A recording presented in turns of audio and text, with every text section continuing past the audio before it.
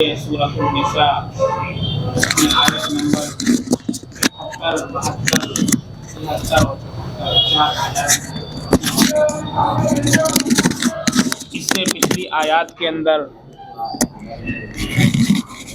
اللہ اور اس کے رسول کی جو اطاعت کرنے والا ہے اس کو یہ بشارت سنائی گئی کہ ایسے لوگ کل قیامت میں انبیاء کے ساتھ ہوں گے، صدیقین کے ساتھ ہوں گے، شہداء کے ساتھ ہوں گے، صالحین کے ساتھ ہوں گے۔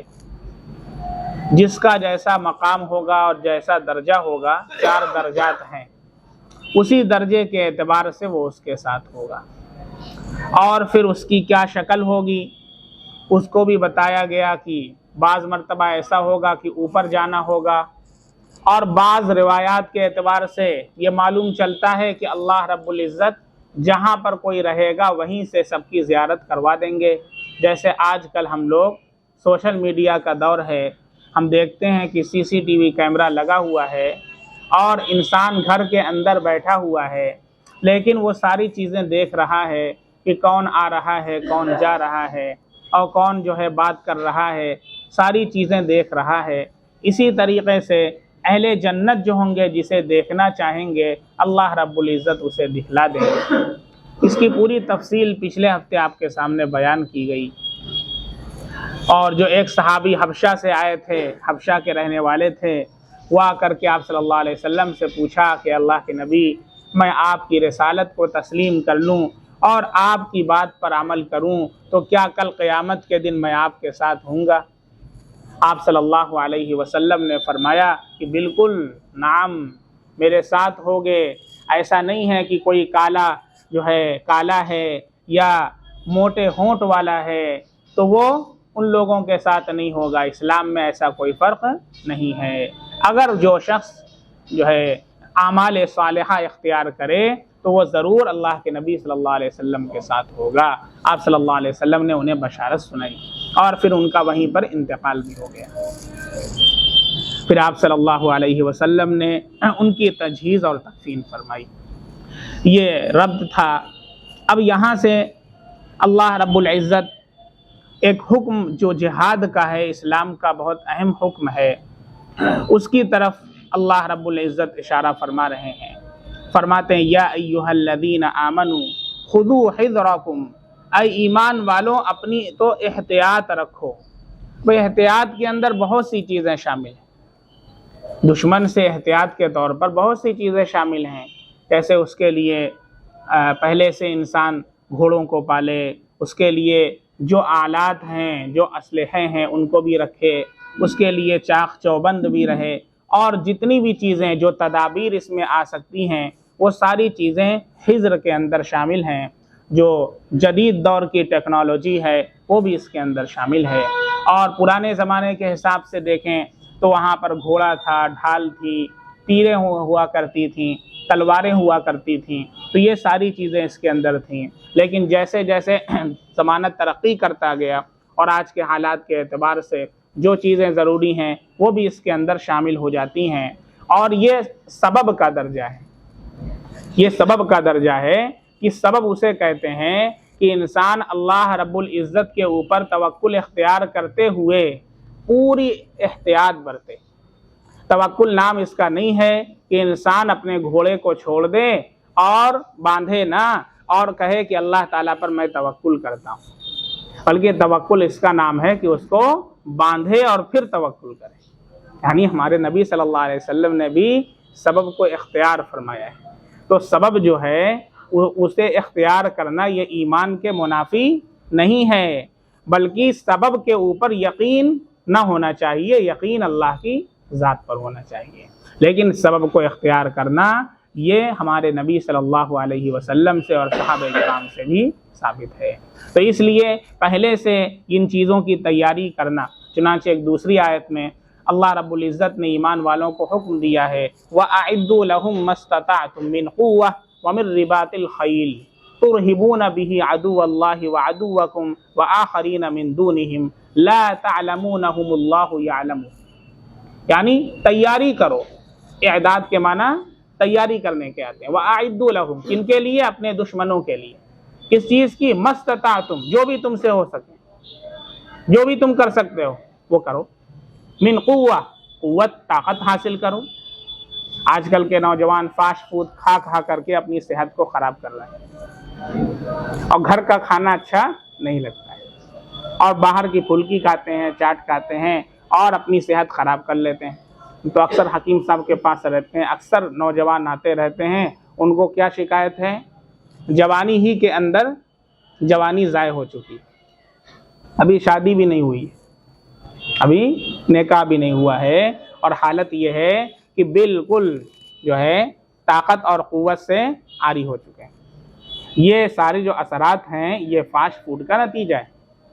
یہ فاسٹ فوڈ کے اندر جو چائنیز مسالے ڈالے جاتے ہیں اس میں بعض تحقیقات اس طرح کی بھی ہوئی ہیں کہ اس طرح کے مسائل ہیں جو قوت مردانگی کو مسالے اس کے اندر جو کمزور کرتے ہیں، ان چیزوں سے بچنا چاہیے۔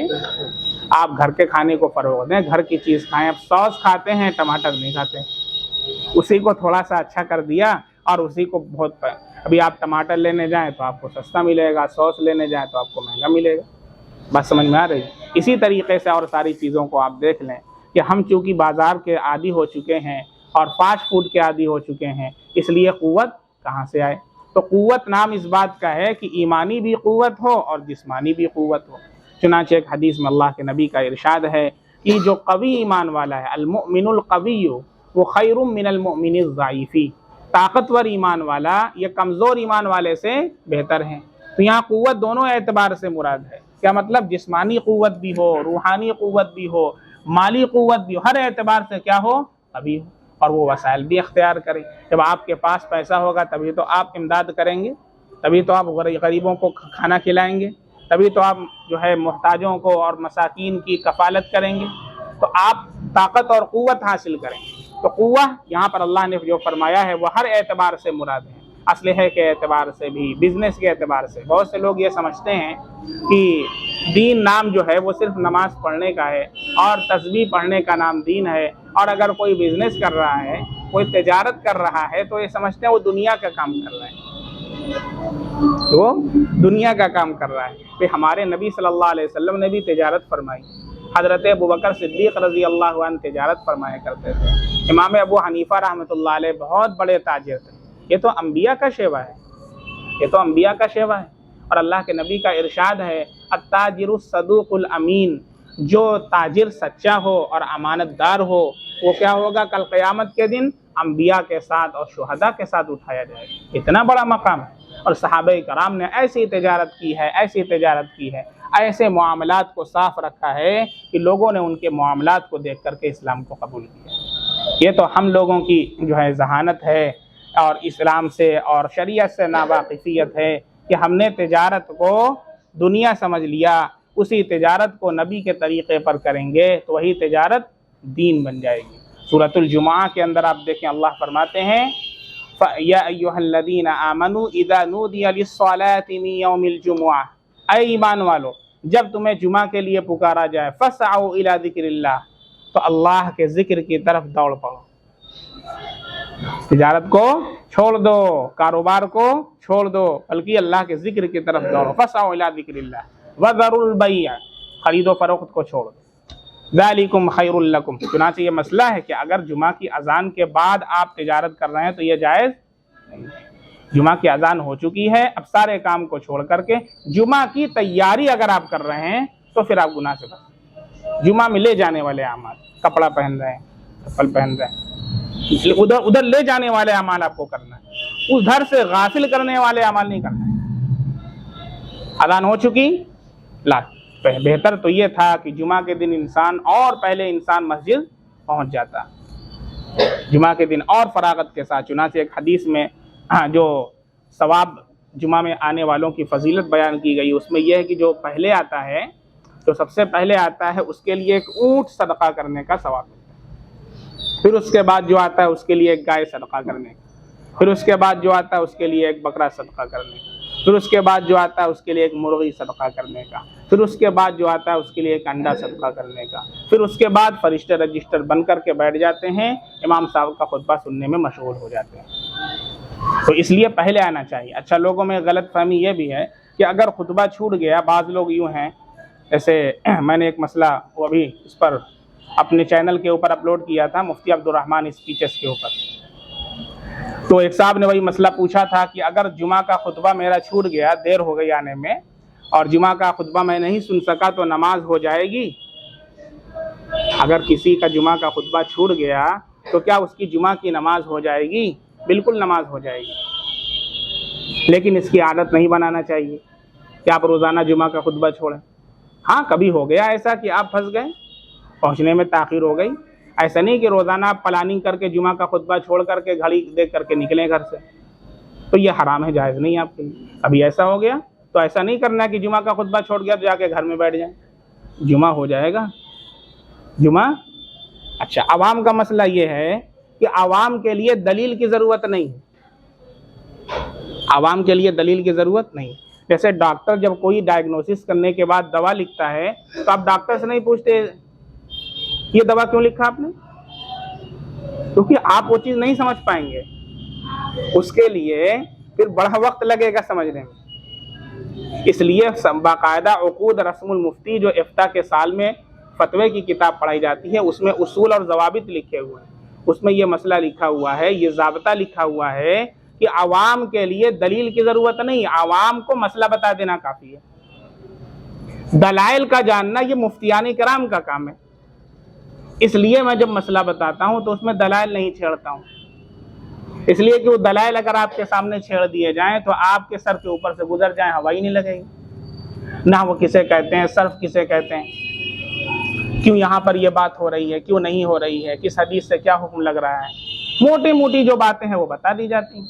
اب ایک صاحب نے وہاں پوچھا کہ آپ دلیل دیجئے، تو میں نے جب دلیل دیا تو کہہ رہے ہیں کہ سمجھ میں نہیں آ رہا ہے، تو میں نے کہا اسی لیے میں نے مسئلہ آپ کو بتایا نا، کیونکہ دلیل کا سمجھنا آپ کا کام نہیں ہے، آپ کا کام ہے مسئلہ سمجھیے، سنیے اور اس پر عمل کیجیے۔ جیسے آپ ڈاکٹر کے پاس جاتے ہیں، ڈاکٹر آپ کو دوا دیتا ہے تو آپ یہ نہیں کہتے کہ ہمیں دلیل دیجیے کیوں آپ یہ دوا دے رہے ہیں، آپ دوا لے کر کے کھاتے ہیں، آپ کو آرام ہو جاتا ہے۔ اسی طریقے سے دلائل کا سمجھنا یہ علماء اور مفتیان کرام کا کام ہے۔ عوام کا کام کیا ہے؟ مسئلہ معلوم کرنا، فَاسْأَلُوا أَهْلَ الذِّكْرِ إِن كُنتُمْ لَا تَعْلَمُونَ، اگر علم نہیں ہے تو مسئلہ پوچھو اور اس کے اوپر عمل کرو۔ اب دلائل آپ کو جاننا تو اس کے لیے باقاعدہ 15 سال پڑھائی کرنا پڑے گا، تب جا کر کے آپ کو وہ دلیل کا علم ہوگا، کما حق وہاں تک پہنچ پائیں گے، اور بہت کریں گے تو کم سے کم 9 سال پڑھائی کرنا پڑے گا۔ تو وہ ضمناً ایک بات آ گئی اس لیے بتا دیا کہ بعض حضرات جو ہے وہ سوال کرتے ہیں کہ دلیل دیجئے دلیل دیجئے۔ بھائی جو بھی بات مفتیان کرام کہتے ہیں وہ قرآن احادیث سے اخذ کر کے روشنی میں کہتے ہیں، کوئی ایسی چیز نہیں ہوتی ہے کہ جو دلائل سے خالی ہوتی ہے، الحمدللہ، اور ذمہ داری کے ساتھ کہتے ہیں۔ اس لیے اگر آپ حضرات کو اعتماد ہے اور اعتبار ہے تو آپ عمل کریں، اور اعتبار نہیں ہے تو جس پر اعتبار ہے اس سے آپ پوچھ لیں، زیادہ پریشان ہونے کی ضرورت۔ تو اس کے اندر ایک بات یہ بتائی اللہ رب العزت نے قرآن میں کہ قوت حاصل کرو دشمنوں کے لیے۔ اب قوت ہر چیز کی مراد، جسمانی قوت بھی ہو، روحانی قوت بھی ہو، مالی اعتبار سے بھی قوت ہو، جسمانی اعتبار سے بھی قوت ہو، وسائل بھی اپنے اندر مہیا کرو، اسی طریقے سے اسلحہ وغیرہ بھی اس کے لیے اختیار کرو۔ من قوہ، پھر آگے فرمایا ومن رباط الخیل، یعنی گھوڑوں کو بھی، کیونکہ اس زمانے میں گھوڑے ہی تھے جو جنگ کا آلت ہے، اس لیے گھوڑوں کا وہاں پر تذکرہ کیا گیا۔ اب یہاں پر چونکہ زمانہ چینج ہوا ہے اور بہت ساری چیزیں اس میں داخل ہو گئی ہیں، تو اس طرح کی جو بھی چیزیں ہیں جو قوت میں آتی ہیں وہ ساری چیزیں اس میں داخل ہو جاتی ہیں، اور یہ سب اسباب کے درجے میں ہے۔ یقین اللہ کی ذات پر ہونا چاہیے، سبب کو اختیار کرنا یہ ہمارے نبی صلی اللہ علیہ وسلم کی سنت ہے، سبب کو ہم اختیار کریں گے، لیکن یقین سبب کے اوپر نہیں ہے، یقین اللہ کی ذات کے اوپر ہونا چاہیے۔ اس مسئلے کو ہمیشہ ذہن میں رکھیں۔ تو اللہ تعالیٰ یہاں پر وہی فرما رہے ہیں کہ ابھی جنگی حالات نہیں ہیں، لیکن اس سے پہلے بھی احتیاط برتو اور تمام تدابیر اختیار کرو۔ پھر اس کے بعد جب حالات آ جاویں فَانفِرُوا ثُبَاتٍ أَوْ انفِرُوا جَمِيعًا، پھر متفرق طور پر یا مجتمع طور پر نکلو۔ جب حالات آ جاویں تو پھر کبھی ایسا ہوتا ہے کہ ٹکڑی کو بھیجا جاتا ہے اور چھوٹے چھوٹے دستوں کو بھیجا جاتا ہے، اور کبھی جب حالات زیادہ شدید ہوتے ہیں تو پوری فوج جاتی ہے۔ چنانچہ احادیث کے اندر آپ دیکھیں بہت سارے سرایا کا ذکر ملتا ہے، باب المغازی کے اندر سرایا کا ذکر ملتا ہے۔ سرایا کسے کہتے ہیں؟ سرایا بولتے ہیں چھوٹے دستوں کو، جس کے اندر 10 لوگ ہوتے ہیں، 30 ہوتے ہیں، 40 ہوتے ہیں، 60 ہوتے ہیں، اس طرح کی چھوٹی جو ٹکڑی ہوتی ہے اسے سرایا کہا جاتا ہے۔ تو اللہ کے نبی صلی اللہ علیہ وسلم نے سرایا بھی روانہ فرمائے ہیں، اور جب ضرورت ہوئی ہے تو فوج بھی روانہ فرمائی ہے۔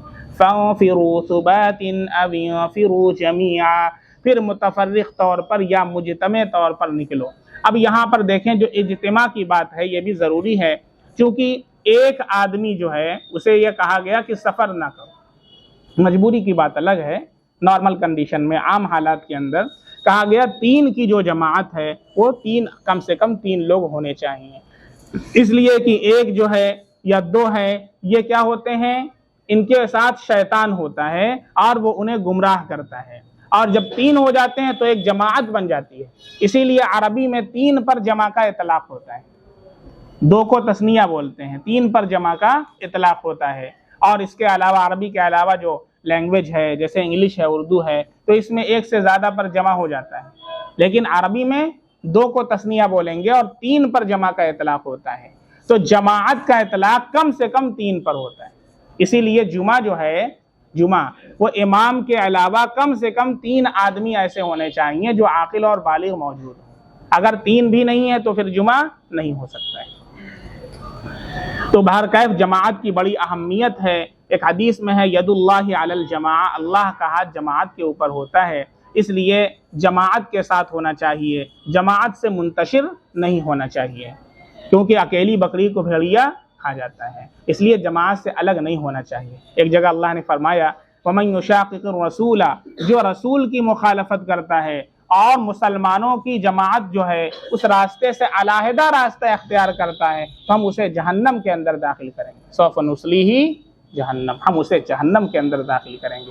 اسے اجماع کہا جاتا ہے، اور یہ چوتھی دلیل ہے، یہ چوتھی دلیل ہے، قرآن حدیث، تیسرے نمبر پر اجماع، یعنی جس مسئلے پر صحابہ کا اجماع ہو چکا ہے، جس مسئلے کے اوپر جمہور علماء کا اجماع ہو چکا ہے، اس مسئلے سے راہ فرار اختیار نہیں کرنا چاہیے، اس مسئلے کو چھوڑ کر کے اپنی ذاتی رائے اختیار نہیں کرنا چاہیے۔ وہ اجماع بھی اسی طرح حجت ہے جس طریقے سے قرآن اور احادیث حجت ہے۔ اور پھر چوتھے نمبر پر جو ہے وہ قرآن اور احادیث کو سامنے رکھتے ہوئے اس کے نظائر سے جو مسائل اخذ کیے جاتے ہیں وہ بھی انہی کا درجہ رکھتے ہیں، پھر ان پر عمل کیا جاتا ہے۔ اچھا، منافقین کی حالت یہ تھی کہ جب جنگ میں جانا ہوتا تو بعض منافقین تھے جیسے عبداللہ بن ابی بن سلول اور اس جیسے منافقین، تو وہ بہانہ بناتے ہیں، صحابہ آتے بھائی چلو چلو چلنا ہے، اللہ کے نبی صلی اللہ علیہ وسلم جا رہے ہیں، تو دکھانے کے لیے تیاری کرنے، گھوڑے کو ایسے ایسے کرنے لگتے ہیں، سامان کو اٹھانے لگتے ہیں، ہاں تیاری کر رہے ہیں تیاری کر رہے ہیں، وہ بہانے کے لیے، جانا نہیں ہوتا تھا ان کو، بہانہ کرتے تھے، تیاری کر رہے ہیں، سامان رکھنے لگتے، سامان نکالتے رکھتے، چلو بھائی تیاری کر رہے ہیں تیاری کر رہے ہیں، اور حتیٰ کہ قافلہ روانہ ہو جاتا اور وہ پھر بچ جاتے۔ کیوں؟ اس لیے کہ ان کو اپنی جان کا خوف تھا، وہ اپنی جان سے خوف کرتے تھے کہ کہیں ہم قتل نہ کر دیے جائیں، اس لیے پریشان ہوتے تھے۔ اللہ رب العزت نے ان کا ذکر فرمایا ہے، ایسے لوگوں کا، ایسے منافقین کا، کہ جو اس طرح کے بہانے کرتے تھے۔ پھر جب دیکھتے وہاں پر کہ مسلمانوں کو فتح ہو گئی، مسلمانوں کو فتح ہو گئی اور ماشاءاللہ بہت مال غنیمت ہاتھ آیا، اب بیٹھ کر کے رو رہے ہیں، کاش ہم بھی گئے ہوتے، ہم کو بھی مال غنیمت ملتا۔ یعنی اندر جو ہے وہ جہاد کی محبت، اللہ اور اس کے رسول کا حکم یہ مقصود نہیں ہے، بلکہ محبت کس کی ہے؟ مال کی محبت۔ اس وجہ سے وہ جہاد کرنا چاہتے ہیں کہ ہاں ہمیں مال مل جائے، ہمیں مال غنیمت حاصل ہو جائے، اس لیے اب بیٹھ کر کے بہت افسوس کرتے ہیں کہ کاش میں بھی شریک ہو جاتا، کاش میں بھی جاتا۔ اور اگر مسلمانوں کو کوئی زخم اور تکلیف پہنچ جاتی تو بیٹھ کر کے خوب خوش ہوتے اور کہتے دیکھو اللہ کا میرے اوپر فضل ہے کہ میں نہیں گیا۔ یہ منافقین کی حالت ہے۔ ہم بھی آج دیکھیں اس طرح کی باتیں جو ہیں کچھ ہمارے دلوں کے اندر پائی جاتی ہیں، اللہ تعالی ہمیں نفاق سے بری فرمائے اور کامل ایمان عطا فرمائے۔ اللہ ایسے لوگوں کا ذکر فرما رہے ہیں۔ قرآن کریم کی جو بھی آیت پڑھا کریں اپنے آپ کو سامنے رکھا کریں کہ اس میں اللہ تعالیٰ ہم سے مخاطب ہیں اور ہم سے یہ آیت مخاطب ہے اور اللہ تعالیٰ ہم سے ارشاد فرما رہے ہیں، تو انشاءاللہ ہمیشہ نفع ہوتا رہے گا۔ اور اگر سوچیں گے کہ یہ تو فلاں کے بارے میں ہے تو پھر کبھی نفع نہیں ہوگا۔ ہمیشہ قرآن پڑھا کریں تو قرآن کو اپنے سے مخاطب کیا کریں کہ اللہ میرا مجھ سے یہ کہہ رہا ہے، میرا اللہ مجھ سے یہ کہہ رہا ہے، میرا اللہ مجھ سے یہ کہہ رہا ہے، تو پھر دیکھیں گے انشاءاللہ کہ آپ کو 10 دن کے اندر ہی فرق ہو جائے گا کہ کتنا زیادہ ہمارے اندر چینجنگ آ رہی ہے، کیونکہ ہم قرآن کو اپنے سے مخاطب کر رہے ہیں۔ اور قرآن سے نفع نہ اٹھانے کی بہت بڑی وجہ یہ ہے کہ ہم قرآن پڑھتے ہیں تو یہ سمجھتے ہیں کہ قرآن میں ہم سے کوئی بات نہیں کہی جا رہی ہے، یہ تو فلاں کا ذکر ہو رہا ہے، یہ فلاں کا ذکر ہو رہا ہے۔ کہ قرآن کی جو آیت ہے وہ ہمیشہ کے لیے ہے۔ وہ الگ بات ہے کہ کوئی آیت کسی خاص پس منظر میں آئی ہے لیکن اس کا حکم قیامت تک کے لیے عام ہے، اس سے ہزاروں مسائل مستنبط کیے جائیں گے۔ مسئلہ یہ نہیں ہے کہ بس وہ آیت نازل ہو گئی اور اسی کے ساتھ خاص کر دی جائے گی، نہیں۔ العبرۃ لعموم اللفظ لا لخصوصها، یہ فقہ کا قاعدہ ہے کہ اعتبار جو ہے وہ لفظ کے عموم کا ہوتا ہے، خصوص منظر کا نہیں ہوتا کہ اس واقعے کے تحت یہ آیت نازل ہوئی ہے تو بس یہیں پر خاص کر دی جائے گی، نہیں، لفظ اس کا عام ہے۔ اب قیامت تک کے لیے اگر اس طرح کے واقعات پائے جائیں گے تو وہاں پر اس کو فٹ کیا جائے گا، اس سے ہم لوگوں کو جو ہے سبق لینا ہوگا، اس سے عبرت حاصل کرنا ہوگا، آگے کے مراحل طے کرنے پڑیں گے۔ یہ قرآن یہ ہمارے لیے مشعل راہ ہے، قیامت تک کے لیے مشعل راہ ہے۔ تو اس لیے اللہ تعالیٰ فرماتے ہیں وَإِنَّ مِنكُمْ لَمَن لَّيُبَطِّئَنَّ، یہاں سے ان منافقین کا ذکر فرما رہے ہیں کہ جو ٹال مٹول کیا کرتے تھے اور جہاد میں نہیں جاتے تھے۔